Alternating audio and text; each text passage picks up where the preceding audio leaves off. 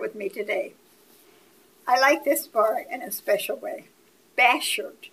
B-A-S-H-E-R-T. Now, we never heard that word before, but we'll learn why. How this out-of-work dreamer's idea became a household name by Bernie Marcus from Atlanta, Georgia. Getting fired was the best thing that ever happened to me. Have you ever been fired? Oh. And that's just how my mother would see it. She even had a word for it. My parents came to this country in the early 20s from Russia. They settled in a rundown Newark, New Jersey neighborhood where my dad worked as a cabinet maker. Mother ran the house, taking care of my 2 older brothers and an older sister. But in her mid-40s, rheumatoid arthritis left her bedridden. Ooh. Her fingers and feet were bent like gnarled wood. Her doctor encouraged her to have another child, believing that pregnancy would be beneficial.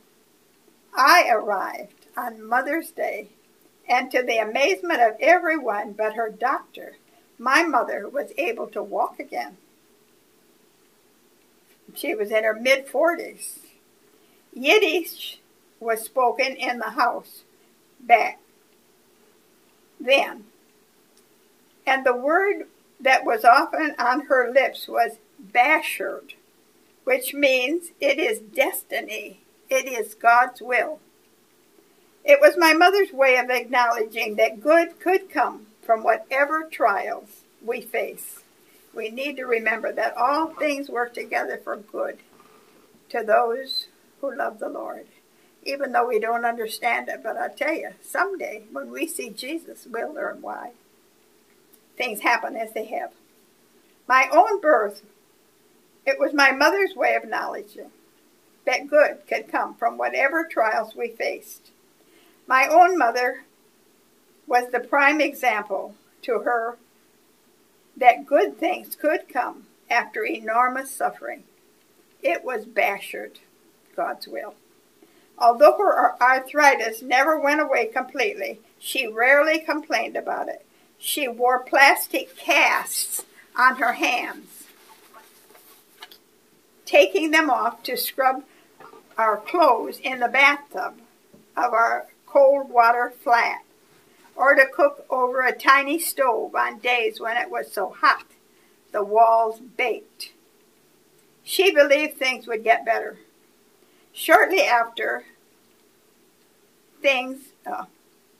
I started school, she announced that we would no longer speak Yiddish at home, only English. Yiddish, I believe, is Jewish, so they must have been Jews. And so, as I learned to read, she looked over my shoulder, learning English with me from my Dick and Jane books.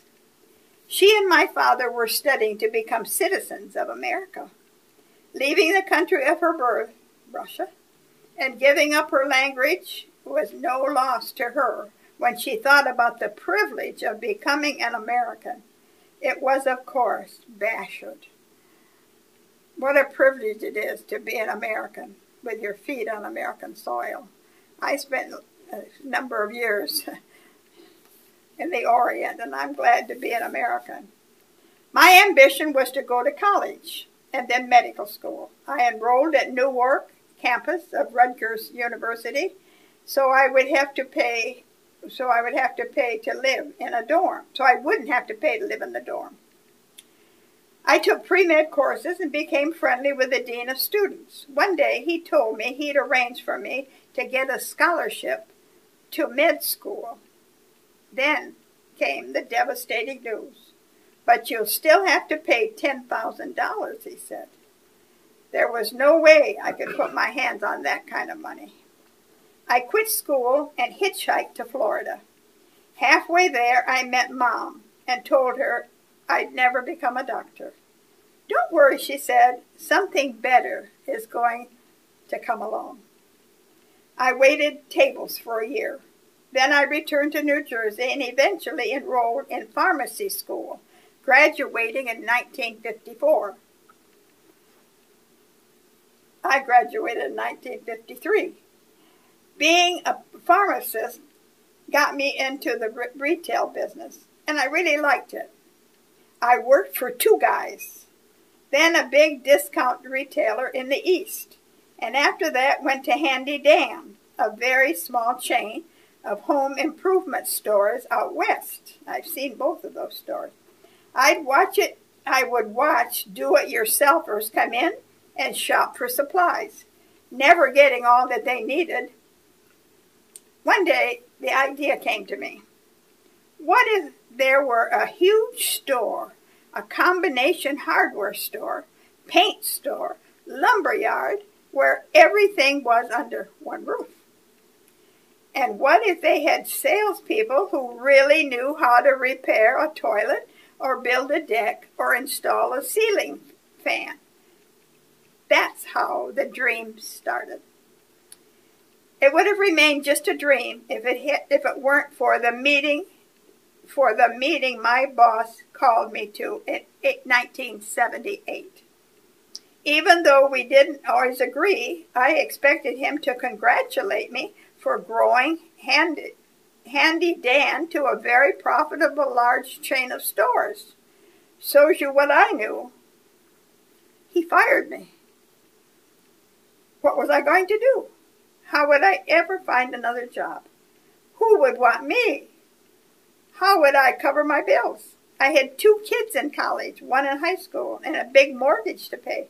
I couldn't afford to get fired. I had worked hard at Handy Dan, and he'd made Handy Dan a good business.